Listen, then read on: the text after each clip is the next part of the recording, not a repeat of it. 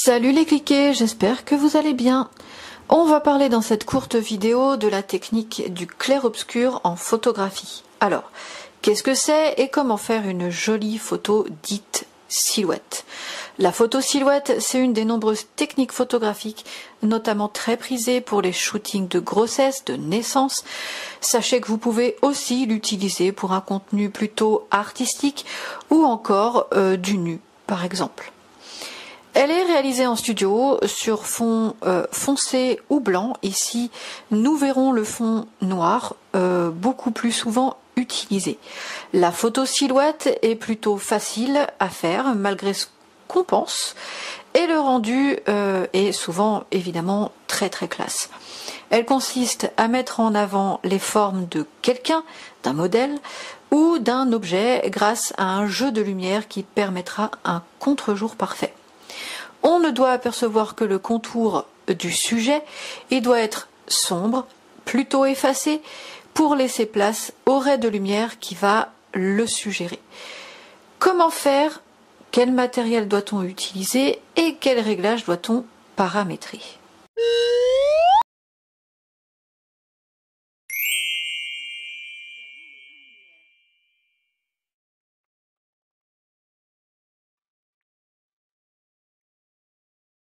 Dans un premier temps, on va parler éclairage, le plus important finalement. Et oui, rien de plus basique pour réaliser une photo silhouette, parce qu'une seule source lumineuse peut faire l'affaire. Si elle est bien placée, ça peut faire un joli rendu en photo. Sur fond noir, il vous suffit de placer tout bêtement votre lumière derrière votre sujet, afin de créer un contre-jour. Vous pouvez, si vous le souhaitez, ajouter des gélatines pour y introduire un peu de couleur.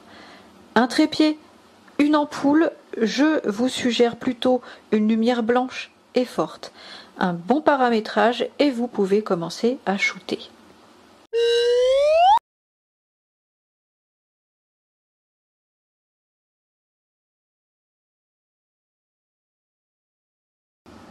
Encore une fois, rien de bien sorcier pour ce qui est de paramétrer votre boîtier.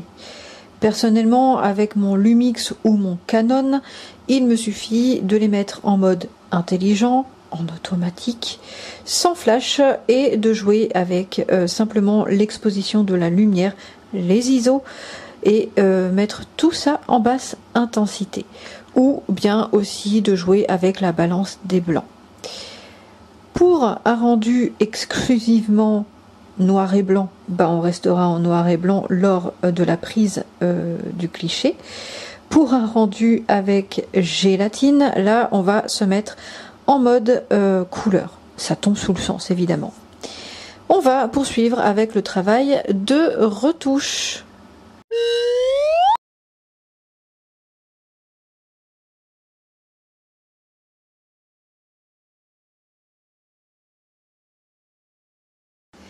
Pour un rendu nickel, il vous faudra forcément retravailler votre photo sur votre logiciel de retouche.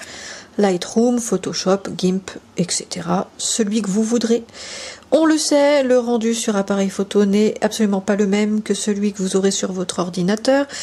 Et puisque vous aurez déjà joué un peu avec l'exposition, les ISO de votre boîtier, le rendu sur votre ordinateur sera plus ou moins différent, c'est logique. Vous vous retrouverez sans doute donc avec un noir plutôt grisâtre et une lumière complètement cramée.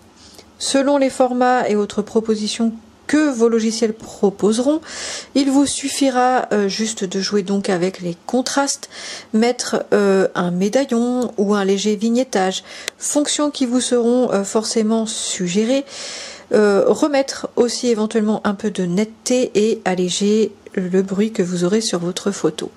Si votre setup et votre paramétrage a été maîtrisé, votre photo sera parfaite. Voilà les cliquets, courte vidéo voix off terminée.